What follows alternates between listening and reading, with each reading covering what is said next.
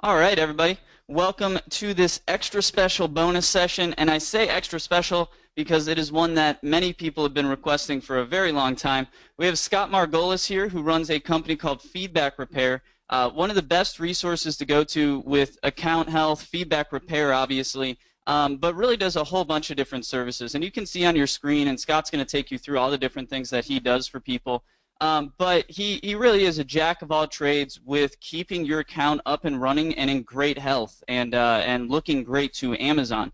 So this is going to be a great session. Scott's a very smart guy with all sorts of different things. Today we're going to be talking about ungating, and I know this is something that a lot of people have had questions about, things that a lot of people have requested a bonus session about ungating already. So we finally got the expert. Scott does, and I'm not sure if Scott still does this or not. We can ask him, but he used to do actual ungating services for people. So he has seen probably several hundred account ungating kind of expeditions and journeys he's had to go through to actually get these accounts ungated.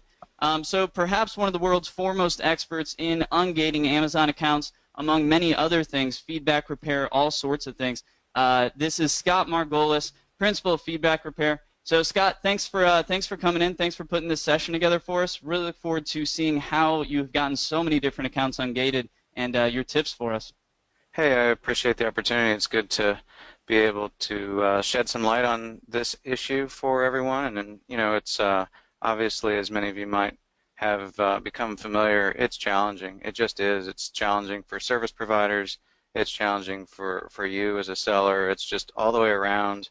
It's a bit of a quagmire. It's a bit of a mess. And in fact, most of the time, I would prefer to primarily walk someone through these things. I would prefer to give this presentation and help people out or work on a consultative basis than to do the actual ungating. There are a number of reasons for that. One of them is because it can drag on forever. It's almost impossible to charge enough at times for how horrible the process can be. And so I would almost rather help you out. If you run into a tight spot or whatever and need help moving forward, I can basically point you in the right direction or review your invoices or tell you what's wrong with what you're dealing with. But the sort of seedy, dirty little underbelly of all that is sometimes there might not be any reason at all that you can discern for why you would get rejected.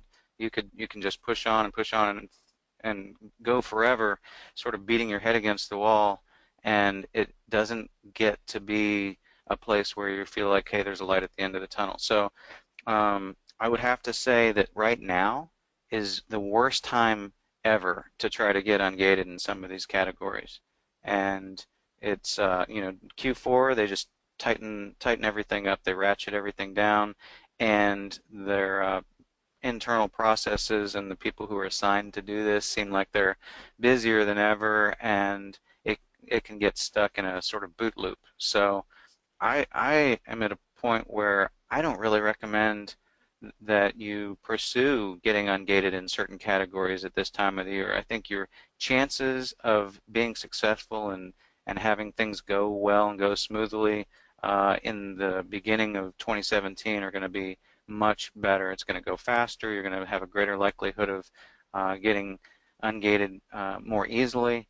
It's just a better place to be. So a lot of the clients or prospects that have come to me lately, I almost end up talking them out of trying to get ungated in certain categories at this time. Some of them aren't that big a deal. Some of them are pretty straightforward, but the ones that seem to be the hottest right now, that most of you are probably familiar with, the beauty, health and personal care, and grocery, are the ones that people are just kind of burning up the road. It's a giant traffic jam, and if you want to wait until 2017, it's going to cost less, it's going to be less of a headache, it's going to be done faster, it's worth waiting.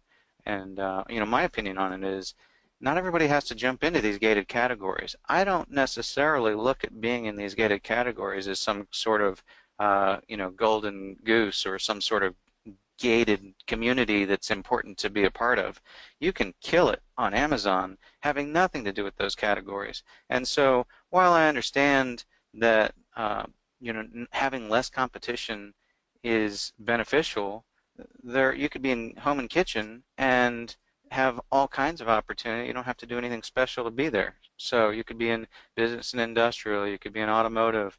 I would say in some ways, especially right now while you're waiting, if you say, hey, I'm not going to pull my hair out trying to get this done in the last part of this year, I'm going to focus on other areas where I have a lot more control and a lot more opportunity, a lot more potential. I think you'd be doing well to do that. I think you'd be doing well to um, focus on the things that you can do best, where you can kill it, and it doesn't have anything to do with pursuing these categories.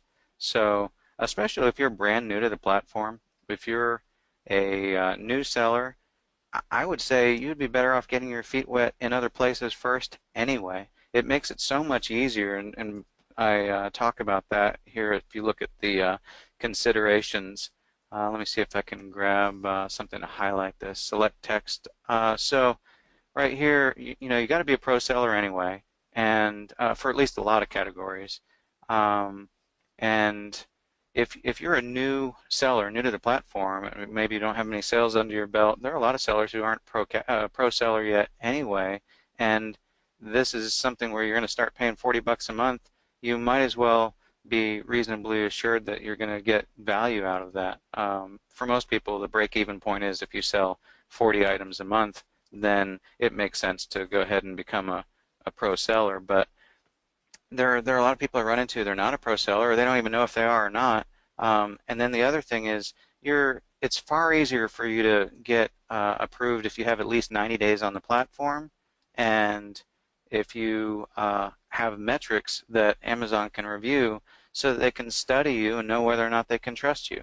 That's one of the big issues here, is the reason why those categories are gated is because Amazon's wanting to protect buyers. They want to protect the whole process where you have this high degree of trust that a consumer has with Amazon, and you simply can't afford to have just anybody selling things that people consume or they put on their bodies or they're likely to go bad. And if you're a new seller, maybe you don't have a system for managing and tracking expiration dates. It's sort of the same reason why they have restrictions for toys and games in Q4 if you're merchant fulfilled.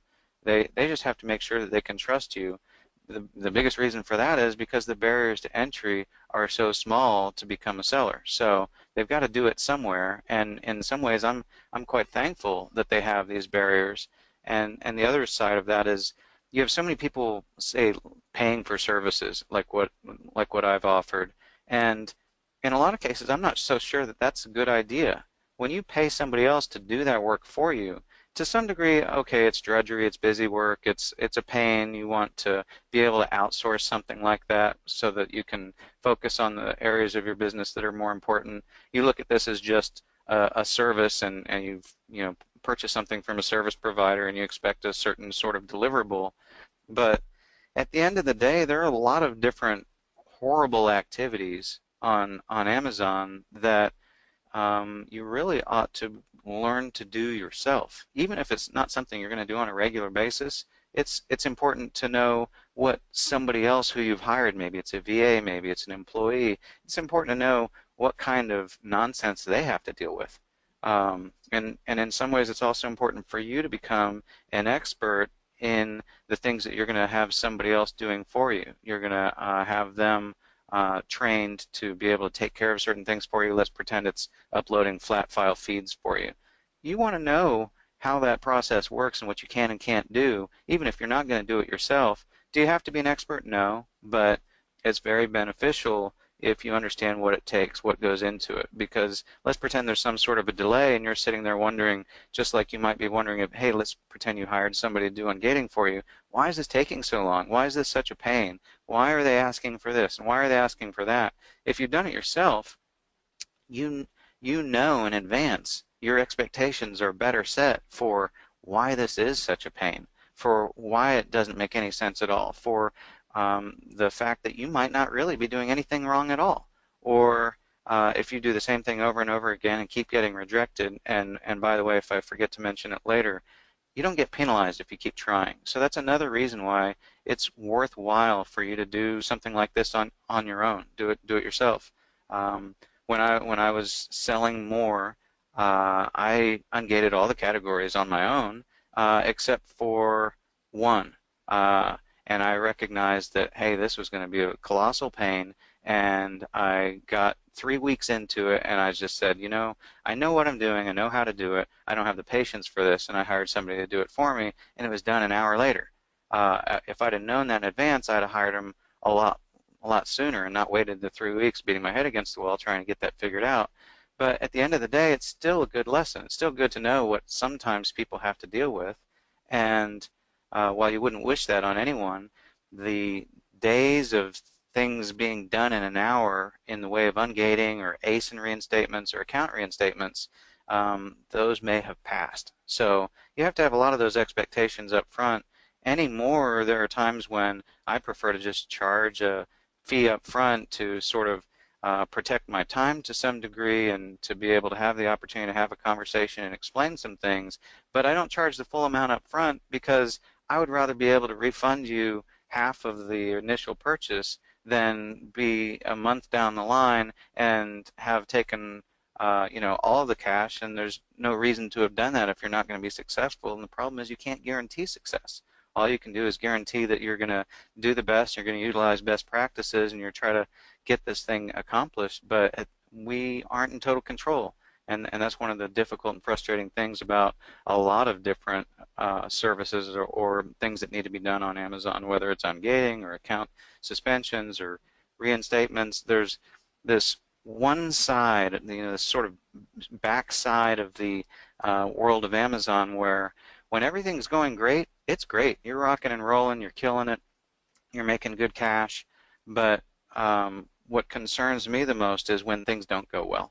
When you get stuck in a situation where anybody and their dog can see that this is how something should go, this is the logical way that this should play out, but you can't get somebody's attention on the issue to correct it, or maybe you do, but they don't have the power or authority to do it.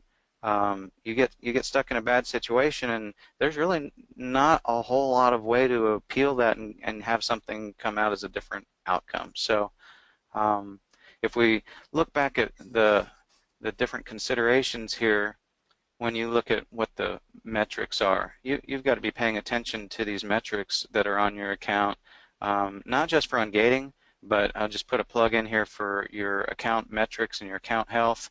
You've got to be concerned about this kind of thing all the time. You should be looking at your customer satisfaction and performance notification section of your account on a daily basis, because it's critical for a lot of different things, whether or not you're going to be able to continue to sell on the platform, but other things obviously, like what kinds of offers you get. There are all kinds of special offers that you may receive over time, especially if you are a long-standing seller, or if you are a trusted seller, if you have a substantial amount of volume. You have kind of the first crack at getting, let's say, small and light program, or Amazon custom, or merch by Amazon, or maybe they open up hazmat for you, or there's Amazon Video and all kinds of additional things that you might be eligible for. I always recommend, if you get that opportunity, just if it doesn't necessarily cost you anything, maybe it's just a little bit of effort, get your foot in the door while you can, because most of the time when they open something like that up, they close the door relatively quickly. So you might as well take advantage of it. So I went ahead and got approved for merch for my account. Have I ever sold anything on merch? No. Is it going to be a significant income stream of any kind for me in the future? Not very likely. I went ahead and got approved for Amazon Custom and got approved for Seller Fulfilled Prime. All those things that I thought, well, at some point in the future that might be valuable to me, and since they're making that available, I'm going to go ahead and do it. And I encourage other people to do the same if those kinds of opportunities are presented to you. But part of the reason why I get those offers is because my metrics are perfect. And so if yours are perfect as well, then you're going to have more opportunity. The other thing that's interesting and valuable about that, unrelated obviously to ungating, is if you get a loan offer from Amazon Lending, I'm not necessarily saying, hey, take it, but that's a good indication that Amazon thinks that your account is healthy. So when you look at your dashboard within Seller Central and you see all green, the thing that's sort of, I don't know, disconcerting about that and misleading is that probably only represents about maybe 30% of the total picture of the health of your account. And it's something where you could have a false sense of security if that's all you're looking at. There are a lot of other things that you need to be paying attention to on your account. Some people just aren't engaging in any practices that they shouldn't be. They don't necessarily know what those are, but they, had the luck of the draw and they were doing all the right things for all the right reasons, maybe even by mistake.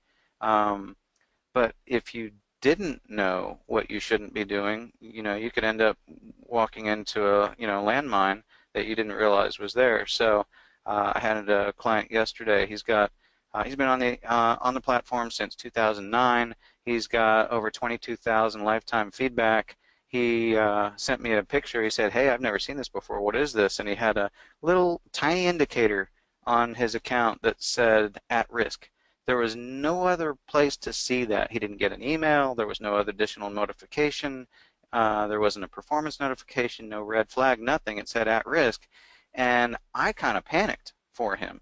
He wasn't too worried about it because he didn't know what it was. It just didn't seem like much of a big deal to him. And come to find out, he had had approximately 5 or 6 different performance notifications that had come through on his account in the last, say, month or so, and he hadn't really done anything to address those.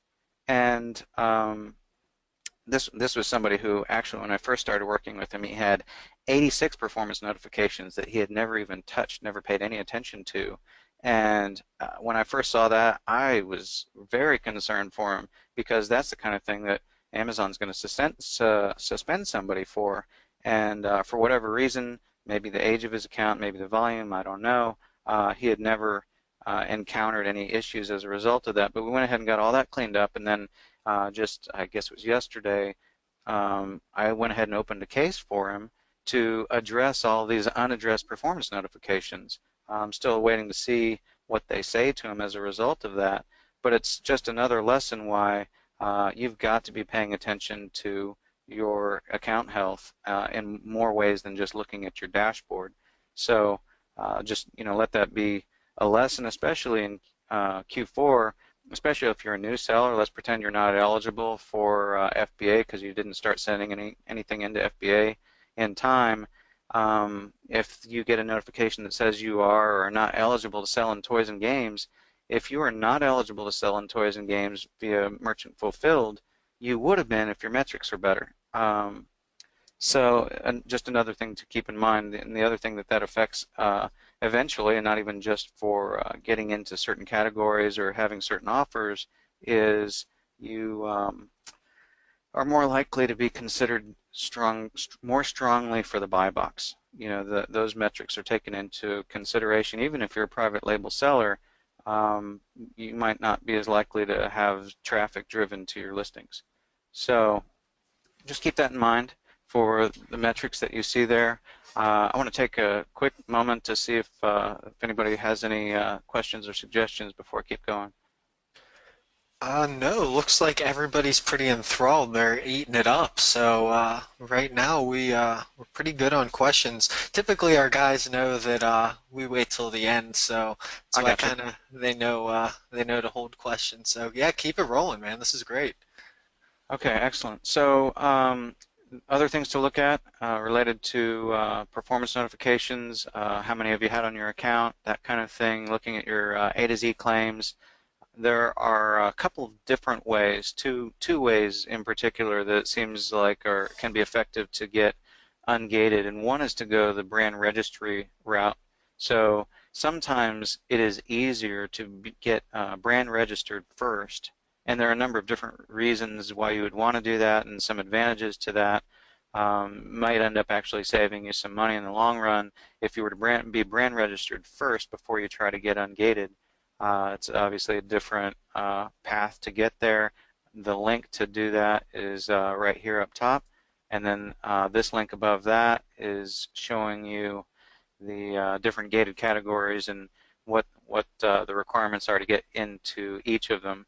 all of the categories don't necessarily have the same requirements, and so this right here up top is a generalization, but it's pretty good standard for all of them. I had one client who came to me last week, and they wanted to get ungated for, I can't remember what it was, I think either health and personal care or grocery, and no, that's not it. It was sexual wellness, and you have a different requirement for sexual wellness. So they weren't eligible. They actually have to wait to apply until January. But if they're able to get their metrics better and stay that way consistently for a certain period of time, then they can apply in January. But as of right now, they weren't even eligible. So just something to keep in mind. You'd want to drill down to your specific category that you're looking to get into, and then make sure that you are eligible before you even try to apply. It'll save you a bunch of time, a bunch of headaches. In fact, if you were considering paying someone to help you, I would encourage you to check there first, see what the requirements are before you even try, because if you don't meet those requirements, you're wasting your time and money. The other thing I would say is try it yourself first. Try it yourself a couple times, and see if you're able to achieve success. You might save yourself some money and some time. So one of the things that I see people make mistakes with quite a bit is if they're trying to, let's say, sell their own branded products, or if they are sourcing from manufacturers that are in different countries. Like, let's say you try to show up with a genuine, authorized, paid invoice for a certain type of product from a Chinese manufacturer. I don't think I've ever seen one of those get accepted. Not that they necessarily wouldn't be, but since I've never seen it, I wouldn't encourage you to try to use that invoice to get ungated. Now, if you've already got it, there's no harm in trying, but I certainly wouldn't depend on that to think that that's going to get you through the door. Now, what's interesting is that's only for ungating. Let's pretend you had an account health issue and you had a claim of inauthentic or not as described or you sold as new, and that performance notification was such that it required you to provide invoices to prove the authenticity or whatever of your product that you'd sourced. That invoice might be accepted. Then again, it might not, and there could be different reasons for that, primarily because let's pretend that the complaint is inauthentic.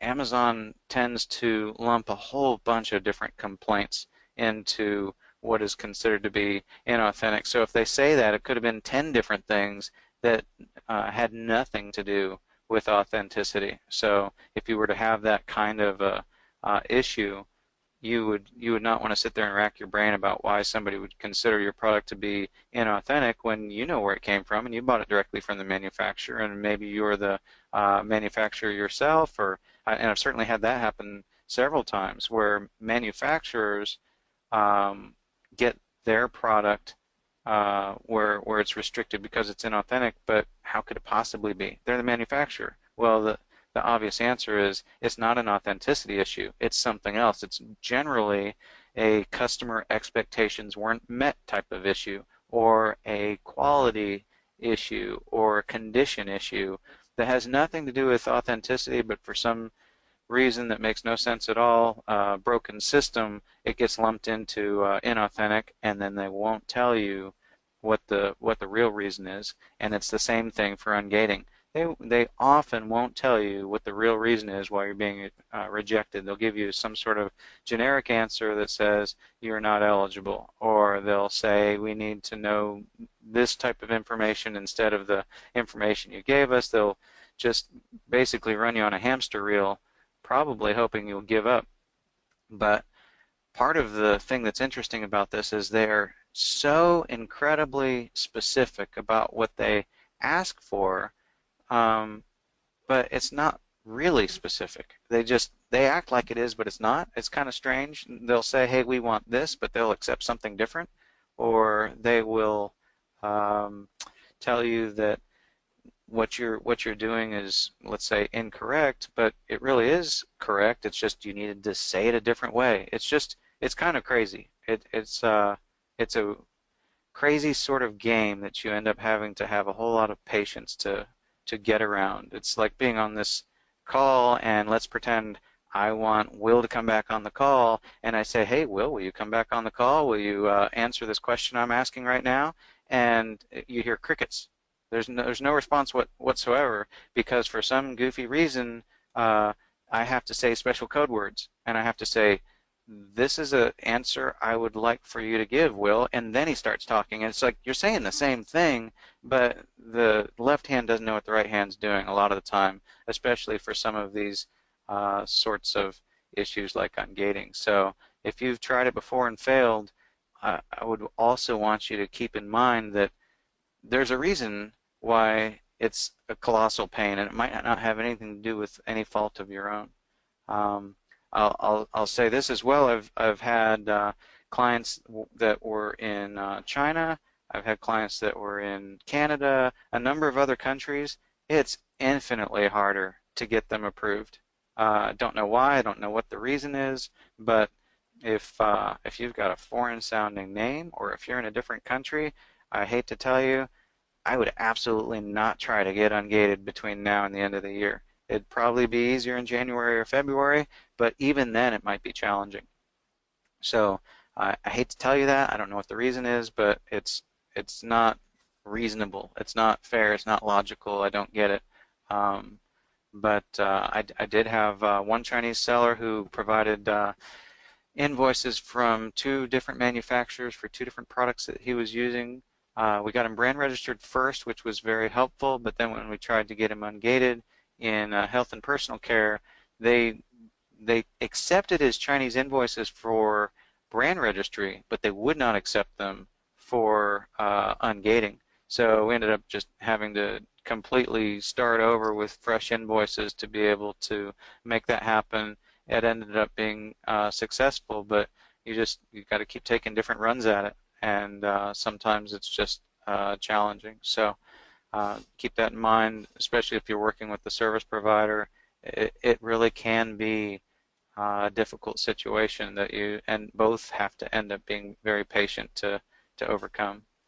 If you look here at the number of different things that I'm mentioning in terms of making sure, for instance, this is one issue I've seen people make mistakes with, is they think that they're trying to get ungated for one category for their product, but they're really needing to be in a different category. So don't be so laser focused or have such tunnel vision that you miss out on that. You would probably, if you're, let's say, going to approach a service provider and ask them to help you, let them uh, decide what category it's supposed to be. So if you show up saying, "Hey, I want health and personal care," but it's really beauty, you kind of, it's not like the end of the world or it's insurmountable in any way, but it's easy to just be so laser focused on, "Hey, I'm going to get this done. I'm going after beauty," and maybe you forget, or if you're doing it yourself, maybe you forget to check and find out, "Oh, this is really health and personal care." So that's a pretty classic mistake. I always recommend, you'd have to have 3 invoices most of the time. Sometimes you don't. Sometimes you could have 2 invoices and, for instance, a certificate showing your resale license. And some different ways to get through are, using, I think it's a FDA authorization, FDA approval. I've tried that before. It's been successful at times, not at others. It depends how much of a pain it is to get that information. In some ways, it's a lot easier to just get a good invoice and move on and not have to deal with getting this FDA certification that they may or may not accept. But if let's pretend you had 2 invoices that you were reasonably certain were good invoices, that having a third piece of documentation, which is your resale ID, that'd be pretty straightforward and worth trying, and maybe save some time and money by not having to have a third invoice. So that would be worthwhile. Um, there are 2 other things that are huge stumbling blocks that I see all the time, and that is if you've got an invoice from a manufacturer, distributor, what have you, if it is not an exact match, in every way for the information that is the primary information on your account when you go into Seller Central settings. If that information is not an exact match where it's just super simple, connect the dots color by numbers for the ungating specialist to match everything up, then it's not going to go well for you. And the problem is that for a lot of vendors, manufacturers, whatever, um, they don't typically put all of that information that the ungating specialists are looking for. So you almost have to go into it knowing that you're going to need to special request that information or fill out every form, or let's pretend they don't have a place to put that information on their typical order form or whatever. You would want to take advantage of the additional slots that are available. Like normally there's a address line 2. Some people put in a P.O. box and a physical address. You want to put in the physical address or the P.O. box that Amazon has for you as the official place on your account for your seller account, not your incorporated business, just what they see that straight up physically on your account. And that's the same address you want to have on your invoice. I recognize that in some ways that can be challenging, but one of the biggest issues that I see besides that, and kind of goes hand in hand, is I've seen some accounts that have multiple addresses. They have maybe 3 addresses or 6 addresses, and for whatever reason that tends to very much confuse the ungating specialists. So if at all possible you want to avoid that, there's no reason why you have to have all those addresses on your account. You'd be far better off just to have one address and call it good. If that's the return address or you want all of the product coming to when you recall it, that's fine. If it's your shipping address, that's fine. But don't have 3 or 6 addresses or multiple different names on your account. I'm not talking about users that you set up, but let's say your account name is I sell stuff, and that's what shows up when a consumer sees your product. They drill down, they go past the buy box, the name that they see for each of the stores that are there, where you have your seller name and then you have your feedback percentage. The name that consumer would see is the same name that you want to have show up on your invoices. That is by far the easiest way to make sure that you get past that sort of internal threshold or filter that they want to see. And it doesn't make any sense. It should be very straightforward for them to say, okay, let's look at all the information that somebody has on an account. As long as they all match, that should be good enough, and that's just not the case. So you've got to have your phone number be an exact match, the same number that Amazon would use to call you. Let's say you opened a case and you want them to call you, the number that they would automatically call to reach someone to address an issue with your account, that's the number that you want to have show up on the invoices. The name is what you want to have show up on your invoices, your store name. Your email address, you want that to be the same email address as what you use to log into Seller Central as the primary account email. And again, the physical address or mailing address, you want that to be the same. You want to have your website, if applicable. And the goofy, crazy thing is you got to have all those same things for the vendor as well. You got to have the name of the vendor. You've got to have an email address contact there. You got to have a phone number. You got to have their website. You should check and make sure that whatever site that is that they provide to you is one that you can type in and have it resolve. All those kinds of things. It is super nitpicky. It is just crazy nitpicky. It is exhausting. But those are all the things you have. Those are all the qualifications. And in some ways, I think it's very much a test that Amazon puts together. It's the same reason why they require you to, say, use feeds to get ungated in other categories, like the way it used to be and maybe still is for clothing and shoes. They want to make sure that you can use these feeds, and that's part of their sort of test. That's their minimum filter requirement to basically make sure that you as a seller can follow instructions. If they figure if you can't follow those instructions, then you're not qualified to be in that category. And the crazy thing that makes no sense whatsoever is there's no reason in a million years why you ever have to use those feeds to be able to list in those categories. Some people do, some people don't, most people don't. You don't have to, but they're making it a requirement for you to be able to use that in order to be get ungated. It's kind of like, well, why do you have to take algebra in your freshman year of college when you're going to be a career painter? I mean, maybe that makes sense, maybe it doesn't, but it's just one of those stupid requirements that they put out there that I think that they use to keep people from being able to easily get into some of these categories. One of the things you often see or hear is that they want invoices as opposed to receipts, and they want that to.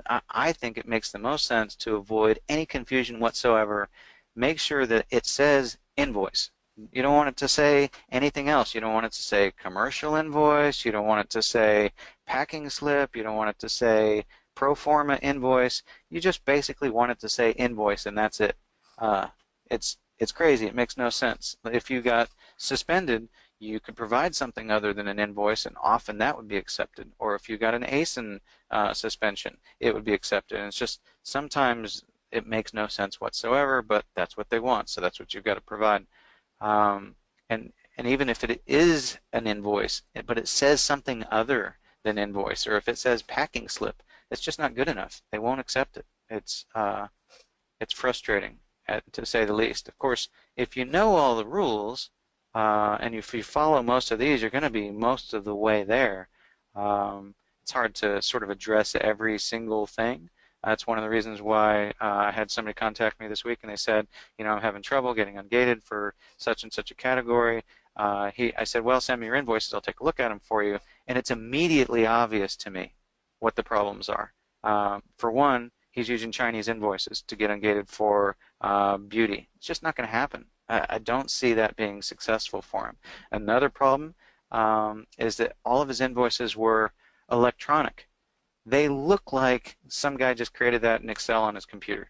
Um, Even if those were legitimate invoices that came from the manufacturer that way, and they had a stamp on them, they had the red stamp saying that it was past somebody's approval for inspection somewhere in China, they just looked fake. Even if they weren't fake, they looked fake. And they look like somebody could have made it themselves, and Amazon doesn't want those kinds of invoices. They don't want anything that looks like it could have been electronically enhanced or graphically changed in any way, shape, or form. They don't want it to look like it was tampered with. So what you end up needing to do is, if you have that kind of electronic format that you received, you didn't get it, the actual invoice in the mail. Hardly anybody uses mail to send invoices anymore, where it's tri-folded and shows up in an envelope, and it's got some wear on it from actually being printed and actually being folded and actually going through the postal system.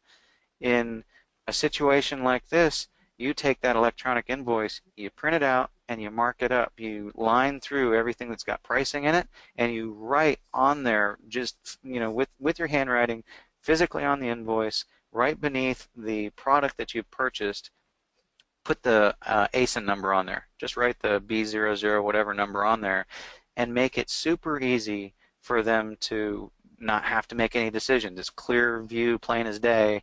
This is what they're asking for, and this is what you're providing. Then you want to sort of fold the invoice up, stick it in your back pocket, walk around for a little bit, maybe step on it. Obviously, it's going to be, cat out of the bag. Everybody's not going to get in the door if all of a sudden in, the ungating department, you suddenly have 100 people show up and it all has a footprint sitting on there. It's going to be like, something's going on here, so they're going to switch things up a little bit. So, just do something different with it to make it look authentic, like you just pulled it out of your filing system. So that's important. When you line through the prices on the invoice, don't do it electronically. Don't stick it in Paint or Photoshop or whatever. You really want to. Gee whiz, I don't know how to handle this. I've got a call coming in through the website, and I can't make it go quiet. So hang on half a second. It's like technical difficulty. Technical difficulty. That's all right. Keeping it real.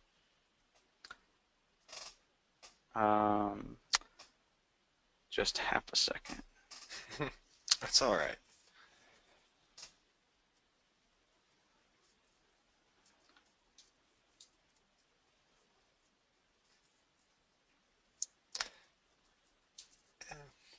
All right. So the big thing there is if you line through with paint and you make it look like it's a black rectangle uh, that hides the price, then they're going to look at that and think, well, the entire invoice is suspect because it looks like you've enhanced it electronically. So just, when you've got it printed out, take your black magic marker and just line through it.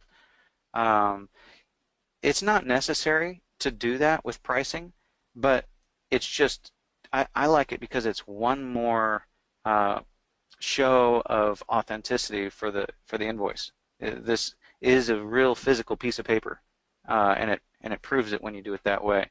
Then you want to take a picture of that after you've gone through all those steps, and you want to save that on your computer so that you can upload it along with your application.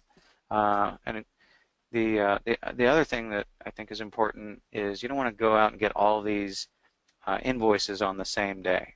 Like, you want this to look as authentic as possible. I don't like the fact that you've got to go out and buy these products from these manufacturers sort of prospectively, in the hope that you're going to get ungated. You're going to go spend, at least a couple $100 maybe per invoice.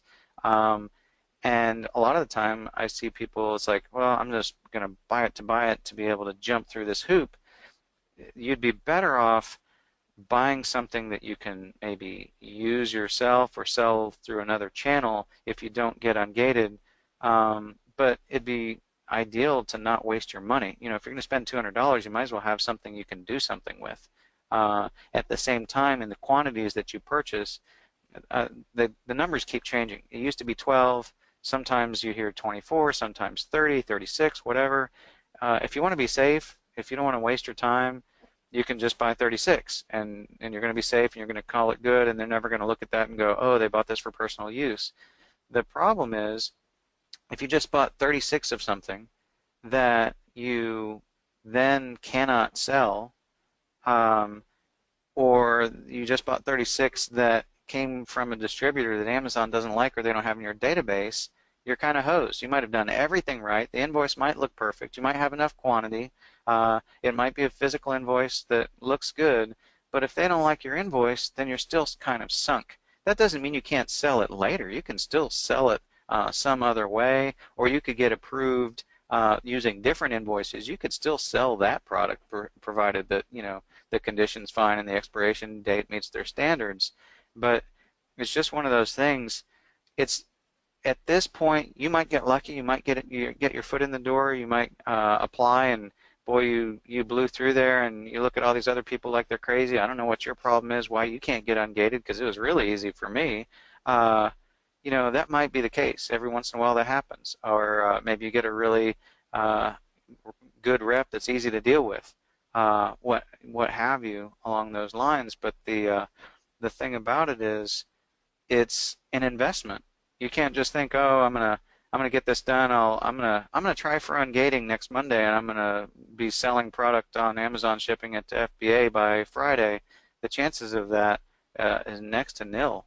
And so you have to look at this as an investment, not just of time, but of dollars. If you're not sitting on, let's just pretend, all up, all in, you pay for somebody to ungate you in a category, and you buy these invoices, you should be prepared for it to cost you up to $1,000 and take a month. Is that sort of worst case scenario? Yes, but I've seen people take a month and a half or 2 months. So as a general rule, you should be able to get approved in a month without too much trouble, but I'm seeing a lot of trouble with that for UK, for instance, right now. I'm seeing trouble with that for Chinese sellers. I'm seeing trouble with it for Canadian sellers. I'm seeing trouble with it for people who are new on the platform. So you just don't have as much control as you would like, and it's a really good lesson overall that you shouldn't have all of your eggs in one basket. There are all kinds of amazing opportunities on the platform still today on Amazon, still for private label. I really like the things that they're teaching at Startupbros, and I think that it still makes sense to enroll in a course, and it still makes sense to learn what to do and how to do it and why. But at the end of the day, you should still keep in mind that you should be diversified. All of your income should not be coming from Amazon. because you don't have total control. You don't know what's going to happen next, and you don't want to put your livelihood or your mortgage on the line trying to make a run at this. So make sure you have, can you get started on Amazon and be successful with $200 in your pocket? Absolutely. But that's probably not going to be the path of ungating. And buying invoices. You could do that all day long, let's say with books where there are incredible margins, and you can buy books for very little, and your biggest investment is time, trying to find enough product to be able to sell.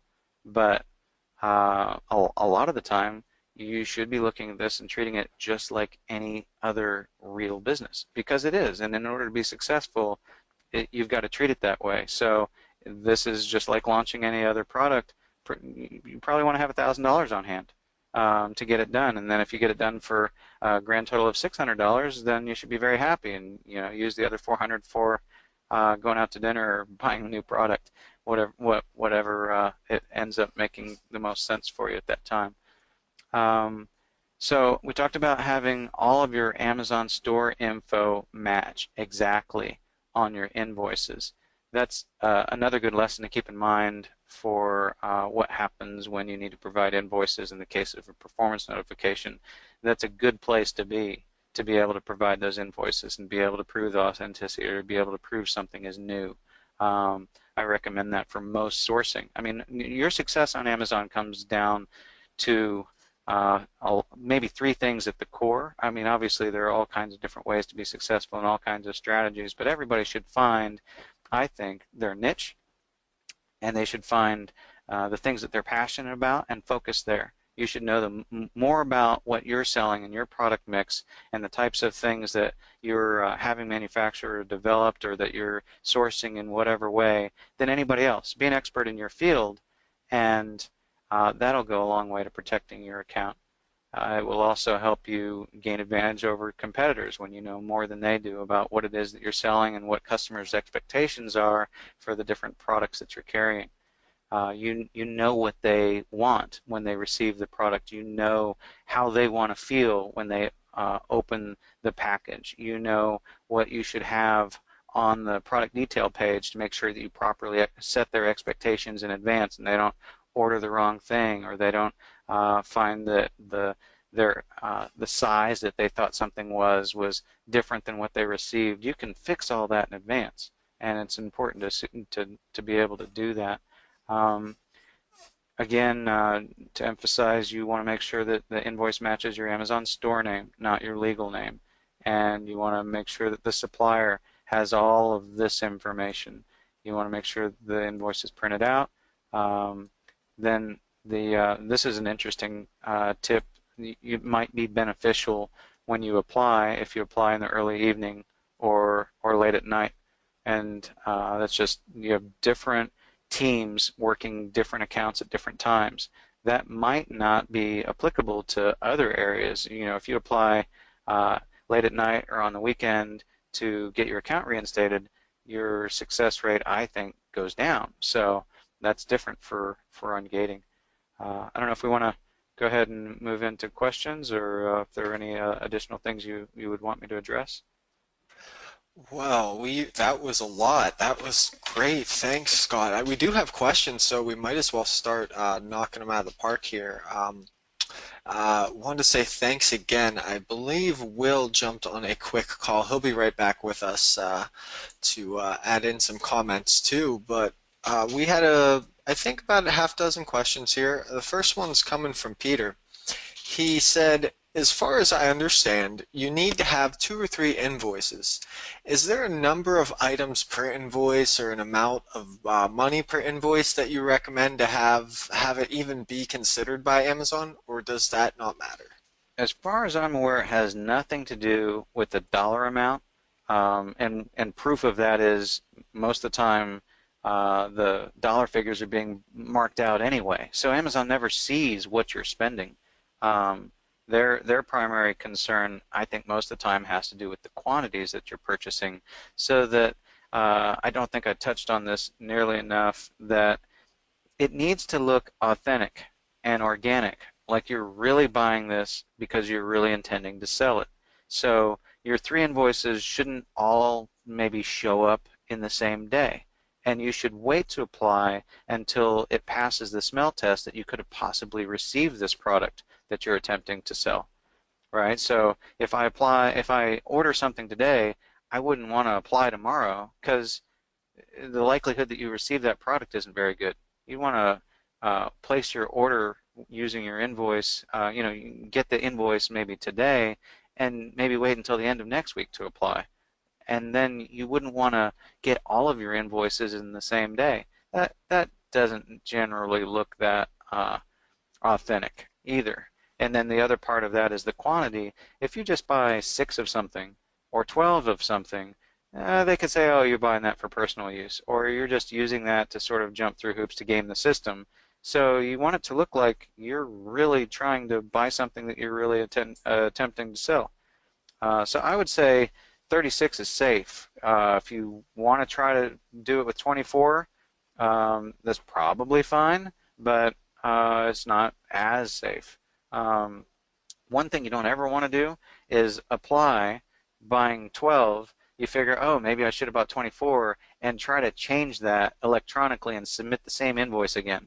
They're smarter than that. So you might as well just kind of buck up out of the gate and jump in with 36, and you could vary it up. I mean, there's no magic number about 36. You could do 30, or you could do 42, or whatever. Usually in case packs or inner packs, they generally go in multiples of 6, something along those lines, unless it's an odd shape or whatever.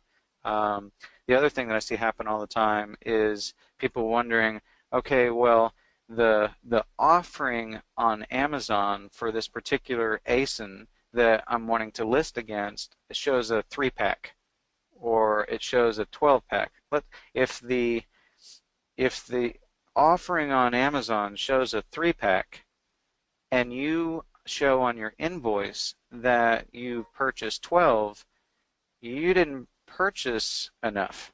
Or if your invoice shows packs of, let's say you bought 24 or whatever, you still didn't purchase enough. If you were trying to get to 36, you would really need to purchase, a multiplier of 3. So you want to keep that in mind too. So you'd be better off. I'm not sure if I put that on here as far as sourcing goes. Maybe I skipped over it, but essentially you want to find things that make it easy for you. So buy lip balm where that package of lip balm is sold 1 per each, and you can buy that lip balm for $1.50 and get 36 of those. Well, you're far better off doing that than to find the listing that says that it's a dozen of those lip balm, and then you've got to buy 36 dozen. That'd be horrible. So just keep it within reason. Okay. How about this one? Anna said, I have been ungated in most areas, but they don't like my invoices from mom and pop wholesalers for grocery. I needed my EIN/resell certificate to get an account, checked that all info matches, had a wholesaler send me new invoices to make sure. First said it was an online retailer, then not enough quantity. Now on my last attempt, they said the product, which was sugar, tea, and pasta, were not falling in the category. But when I scanned the product, it is restricted because of the grocery category. Ugh. I tried to send it in again, and this time they added, this is in all capital letters, final decision. So when I tried to give ASINs, they said it was unacceptable. So now what? Resubmit a whole new wholesaler/invoice? What do I do? Yeah, so you kind of ran into every possible roadblock. Like the majority of the ones that I said you could run into that you would be frustrated by, it's like you hit every single one of them. Now, what's interesting is the agents that you worked with actually were trying to be helpful, is what it sounds like. They said each time what you didn't do right or what you should have done differently. The problem is it sounds like you did multiple wrong things all at the same time, and so when you submitted, they just told you each new thing each time as opposed to telling you everything that was wrong all at once. And that's pretty common. they're super nitpicky like that, but they're not super descriptive. So one time they'll say, oh, it's not the right category, and another time they'll say it's not enough quantity, and another time they'll say it's an online invoice or an online only retailer, which by the way won't work. You need to be generally brick and mortar. And the crazy thing is it needs to be in your database, and if anybody ever got secret access to that database of all the approved vendors, you would be sitting on a gold mine. But they're hardly ever, I'm not sure if it would ever happen that they would tell you all of the things wrong at once so that you could correct it all at one time. I might have been able to tell you the majority of them and what you should have been looking to do differently at the outset. Um, but it's just one of those things. What do you do at this point? I hate to say it. I don't want to make a generalization, but it's really hard to tell. I'd have to take a look at it for you to let you know what I would suggest that you do. Chances are you'd be perfectly fine just finding a different wholesaler or a different distribution network and buying enough quantity, making sure it's in the right category, making sure that all of the information that needs to be on the invoice is correct, and take another run at it. That would take care of it. At some point, when you have something like this going on, it might be easier to just step back and do a reset. Pretend you're taking a run at it for the first time. And I would not be the least bit concerned about the, hey, this is the final answer. You may never sell in this category. We're sorry. Try for other ones. That's not usually the case at all. It's hardly ever the final answer. They just like to say that because they're tired of dealing with you. So I wouldn't be disheartened in general. I would say keep trying. Just find another source. Make sure you have enough quantity. Make sure the product you're ordering is in the category that you're applying for. Great advice. And how about this? How old can the invoices be? That was a question from Kathleen. They want it to be pretty recent, so I'm not sure the exact age, but normally they will tell you both for ungating and for, let's say you have an ASIN or account suspension, they want it to be within the last, let's just say 90 days. I'll just say 90 days just to be safe. I don't know the exact time frame. I never really run into that because most of the time we're using relatively new invoices from the last month or so. If your invoice is older than 90 days, I would say you probably need to start over. Okay. And Kathleen also said, so if you were trying to get ungated for personal grooming, can you give an example of where you could source product and get an acceptable invoice? I've heard several different answers to this. I'd be curious to know what your answers were that you've heard. It'd be a lot easier to sort of discount them or to say, hey, that could work, than to simply, throw out all the options that could possibly work. The other issue is maybe it's a splitting hairs, or maybe it's a semantics issue. But as far as I'm aware, there is no such thing as personal grooming as a category. So you've got to figure out which category that actually is. It could be health and personal care. It could be beauty. So you've got to narrow it down that way first before you start trying to figure out where you can source that product. Okay. Yeah, I'm not sure, Kathleen, you might have meant, personal wellness or something. Yeah, and if you want to throw in any other details, Kathleen, we'd be happy to elaborate on that. So throw them in the question box and we'll wrap that up for you. We had some more coming in. One from Anna that said, or her question was, if I were to go to a wholesale restaurant depot nearby, they will give me a receipt. Is there a way to submit this, or is there a way to request an invoice? What's the best way to vet online wholesalers since they won't give us any info on who they accept? Kind of two questions there, actually. Yeah, so I would skip an online wholesaler if they are only online. You really want to find somebody who has a brick and mortar presence. They don't have to have a retail presence necessarily. Maybe they only sell wholesale, but they still have a brick and mortar location. I would skip the online only companies, especially if their name is WeSellOnline.com or something like that. There are a lot of different instances like that where it's fairly obvious that they, like Vitacost.com. You can't go into a Vitacost store. You can't show up at a Vitacost distribution center and purchase anything. So, their product mix would work, but their branding kills it. As far as what you're talking about, I had a client showing me the receipts that they had received from I can't remember, like a restaurant distribution company. They only issue receipts there. They don't issue invoices. So I said, see if they will. See if you can go talk to maybe you have a good enough relationship with the person who works there where they can actually issue an invoice for you. And he went back and got one, but it still just didn't look quite right. So I would have to say it's not that difficult to find sources for things. I had a VA that I trained to do it for me to look for product. Essentially, you can go out and, let's say, look at some items in the top 1,000 of the category that you're wanting to apply for, find what those popular products are that are known as a brand, and then you can just Google where you can find distribution for that particular product. And then you might find various distributors, you might go manufacturer direct. It's really not hard to find things that would be likely to work. I mean, I found, I don't know, 30 of them or more in a matter of probably 15 minutes, maybe half hour at the most, that I was able to use to train the VA. And then I showed him what to look for and how to look, and it's a very simple process.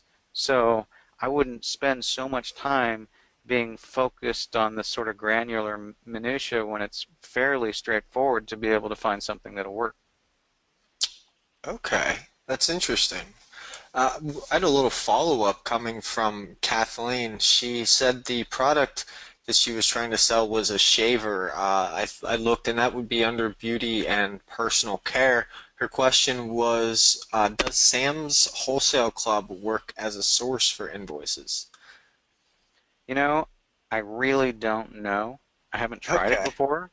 Theoretically, it could work. It would certainly work if you were in different circumstances and it wasn't a situation of trying to get ungated.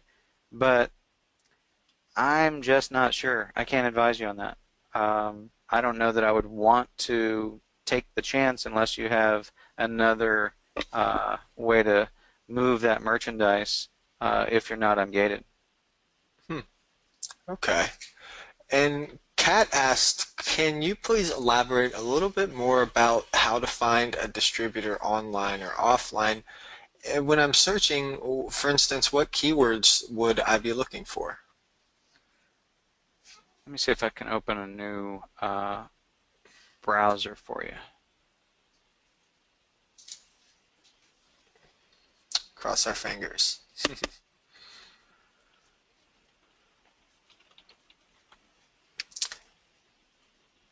Yes.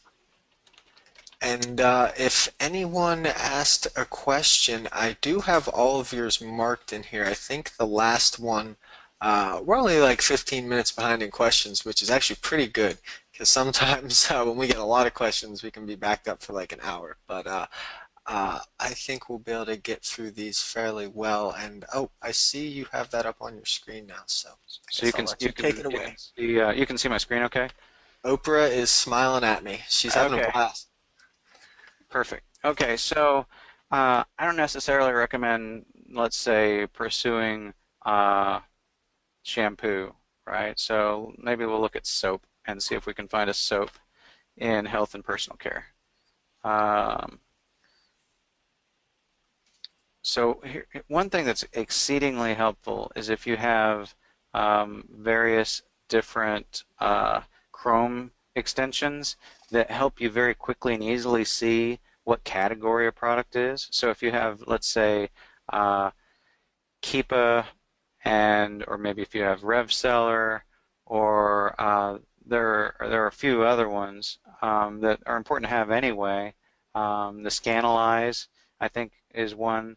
It will show you at a glance without having to drill down what category a product is in. So let's just look at this one. It's got a decent price point. We're looking at Irish Spring. Unfortunately, I don't have any of those apps installed in this browser. I only use this browser to log into client accounts, so I don't use it for anything like research, for instance. But we're going to look at this Irish Spring 8 bar pack. So it's a little bit longer to find this, but we should be able to drill down, and we see that this is Amazon bestseller with a BSR of 1600, and it's in beauty. It's number 33 in soaps in the beauty category. Okay, so that works for us because we're going to go source this Irish Spring Moisture Blast soap. So if you just basically, we'll just go ahead and take this whole thing and copy it and see what we end up with. So typically, I would put that in there into Google, and then let's just say I want to, in this case, I'm probably not going to buy from Irish Spring direct. I'm not going to get an account with whoever manufactures Irish Spring, but I could certainly go through a distribution company. So I'm going to go through and look at distributors, and okay, I'm going to factor out Walmart. I'm probably not going to buy directly from Dove.com. If I could buy from Dove.com, I would if it wasn't Dove.com. It would have to be something else, because when you get that invoice, you don't want it to say Dove.com. But Target's probably not going to work, because most likely that's going to be a retail receipt. Of course, this might not be the best example of the world. Of course, you can get it at Sam's Club. Let's see if we can find something else. I doubt if they'll take Bonanza. I haven't tried that before. Pharma Packs, I think they're considered to be an online seller, primarily because they're selling a huge amount on Amazon. Let's see what else. Might be a little bit to drill down to find a distributor for this particular product.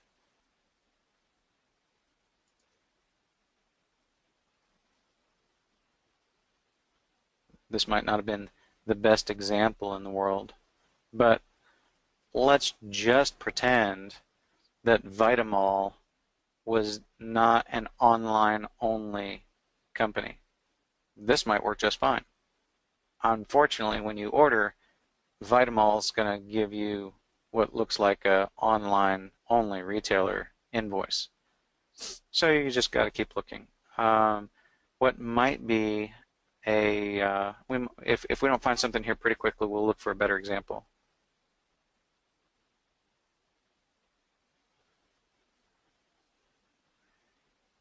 Basically, if you find something that maybe you've heard of before, but it's maybe a little bit more unique than something this prevalent like Irish Spring. So the Vermont Country Store, do they have, now here's another tip if this doesn't work. Vermont Country Store looks like it's got a lot of really nice products. It's not the Walmart and Target crowd, right? It's a little bit higher quality. What you may end up doing is you come to a site like this, and they don't have what you were looking for. They don't have this Irish Spring stuff. But what they might have is some other great products that would be ideal for you to be able to source and bring to the market. Like this Grandma's Lye soap, you can buy that at Ace Hardware, for instance. A lot of these other products, this is an awesome site. I mean, you could, if you were into wholesale or RA or OA, this might be something that you would be interested in pursuing to see their product mix, follow some of these upstream, and see where you can buy some of these products to be able to bring to the marketplace. So old goat would work, except for, it's glass, and that could be a pain. This English leather soap on a rope, that could be good. Um, what would be important now that we found this site, because it looks like a nice site, the question is, are they online only? So it says visit us, right? We're going to click on that, see if we can find more about it. Hey, check it out. It's a real brick and mortar store. It's family-owned business. You could actually show up and buy from them.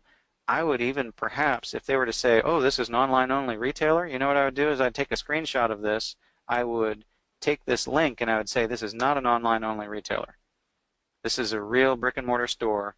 We're going to press back a little bit to tell you that that's not correct. We understand that you feel that way, but this is a real store that you can really walk into and buy things from. So now that we've figured that out, go to beauty, go to food, go to personal care, work it backwards the other direction. They didn't have the Irish Spring, but let's go to the personal care section and see if they have something that would make sense for us to go the other direction with. So we're going to look at the Bag Balm Foot Care.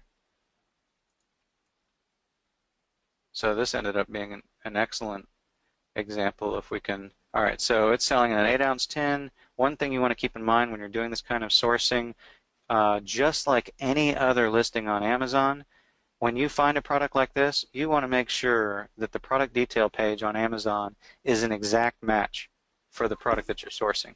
That is so critical. That'll keep you out of a lot of trouble.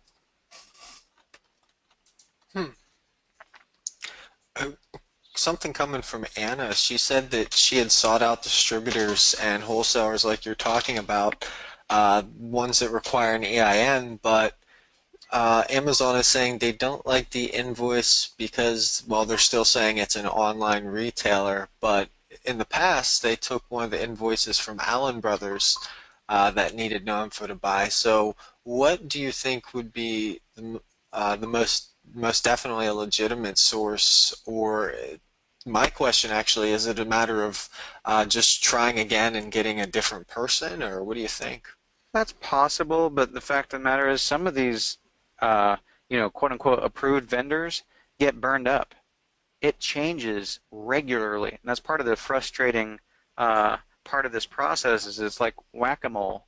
I could give you, for instance, this particular site, the Vermont Country Store. I can give that to you, and everybody here can use this store, right? There might be 5 people who get in the door. If they try this and they buy from this store today, try to use it next week, 5, 10 people get in the door, 20 people get in the door, and the door will close shut. So you'll see that posted all over the place on Facebook or whatever, but it's like whack-a-mole, and somebody will burn this up, and it will no longer be acceptable. It might be perfectly fine today, and tomorrow it's a different story. So that's part of the problem, and part of the reason why it's important to go through this process, because just like everything else that you're doing, when you get taught a certain system or when you go through some certain course, things are not always perfectly applied in a general format. Not everybody should go out and buy this bag balm and try to get approved, and not everybody should go out and buy selfie sticks or barbecue gloves or something that makes no sense whatsoever that you bring to the platform that you can really do nothing to improve upon, nothing to set yourself apart, nothing to be organic and authentic and bring value to the platform. You've got to do the things that are different and better to set yourself apart. You've got to be thinking about, now more than ever, especially with the changes in the review system, bringing value to the platform. Standing behind a real brand that you've developed and created that means something, that has value, where your customer service is second to none, where you are not basically, I hate to say it, lazy enough to rely on Amazon to do your customer service for you. Because at the end of the day, anybody who's providing excellent customer service day in and day out on a regular basis is doing a better job of that than what Amazon is providing for you if you're depending on them to do it for you. Sure. And to wrap this up too, Peter had a quick question. Earlier you'd mentioned that when sourcing the Dove soap that you wouldn't want an actual invoice that had Dove on it from the main company. He was just wondering why.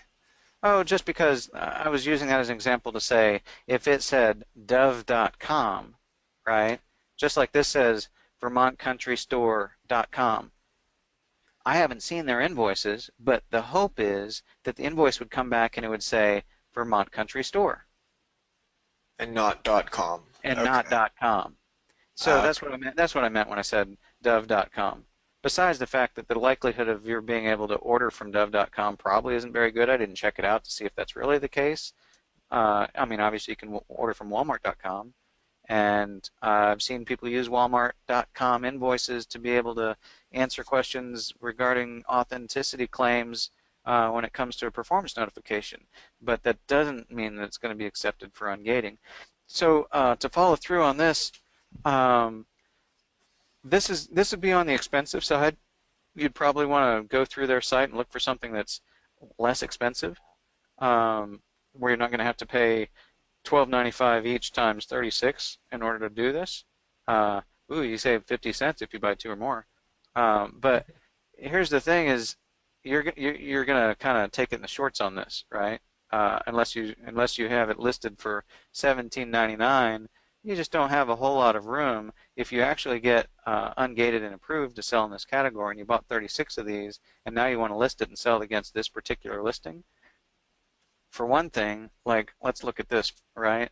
This part of this image looks to be the same as this part of this image, but this since 1899, I can't tell for sure if this is the exact same package, or maybe if you just turn this around, maybe it says the same thing right here, plus the color looks different. So that could just be my monitor, that could be just be somebody uploaded a poor picture, whatever. You want to go into this and sort of drill down, and as far as you can tell, see, for instance, what's interesting is this is kind of a pathetic listing.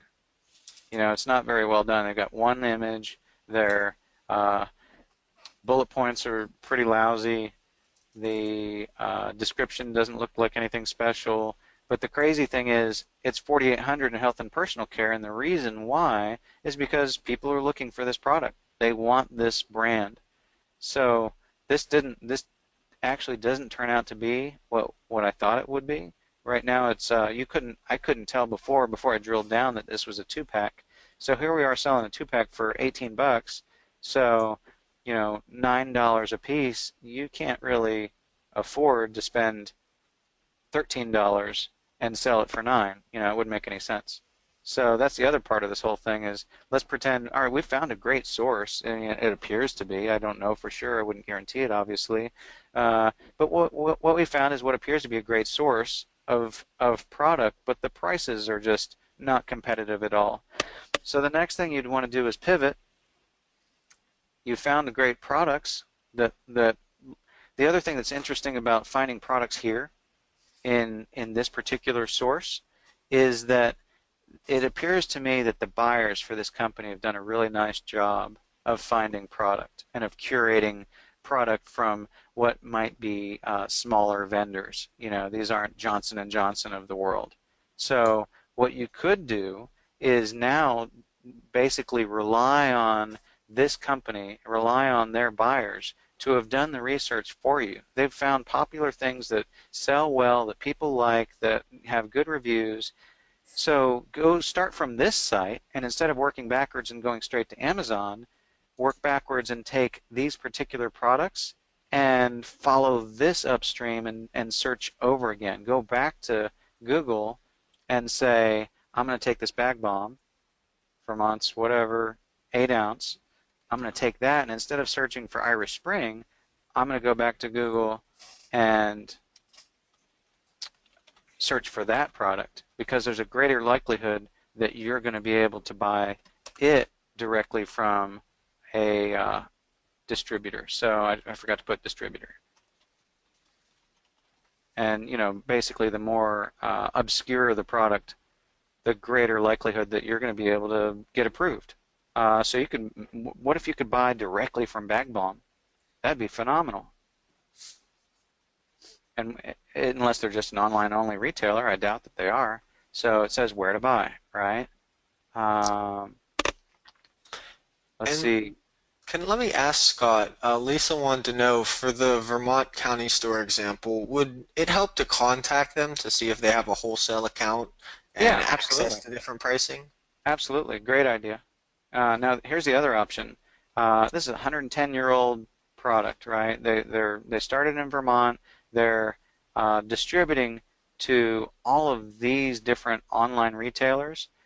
Chances are they've grown to the point where they're not going to let you open up a direct distribution account. Not if they're selling to these guys, and it looks like they might even be selling direct to Amazon. So this might not be the best option to pursue, but check out these guys. I don't like the fact that it's liquid and it's glass, so maybe check out these guys instead for the facial care, as long as it's in the same category. Or this might be perfect. It's small, it's light, it's easy to ship. You might use some of it yourself. If you don't get approved, you could give some to your friends, whatever. Follow this upstream. Maybe it's not in Walmart yet. Maybe it's not in Walgreens or whatever. Maybe they're still small enough that they would open up a distribution channel for you. Hmm. Yeah, I see. I like this methodology of following up to just try to find someone who's a distributor by just, backpedaling through different products. That's a fantastic idea. Um, it's kind of a follow-up because Anna said, thanks for all the info. She really appreciates it. The one last question was, let me read this. When you want to point out an ASIN or a category to them, do you send it back to the same agent or is there a better way to place the follow-up? I don't typically pay any attention to that at all. I just Okay. I just reply. Okay. Now, Fine. if you have the ability to reply to a particular agent who you feel like has been particularly helpful, then by all means. Sure. Okay then. Makes sense. Now, Jason said, he said, my question is regarding getting ungated in health and beauty. I know that this is one of the harder categories. Given that my family has been in the juice slash smoothie slash wellness center space, because I believe they have a brick and mortar store, he wanted to know, could I use that to help me get ungated in that category? If so, what would you think that I would need to present to Amazon to allow that to happen as simply and quickly as possible? And that's coming from Jason. Sure. So not knowing it's kind of a general question, and not knowing the full history on that and the background, it makes it somewhat difficult to answer. But I would say if you're already in that space and you're already selling, certain products, do you have your own products? Is this a store that your family owns? Could you bring those? I mean, let's pretend that your last name is Jamba or whatever, and your family owns the Jamba Juice chain, and you've got specific branded products that belong to your store, and you want to bring Jamba Juice products to Amazon for the first time.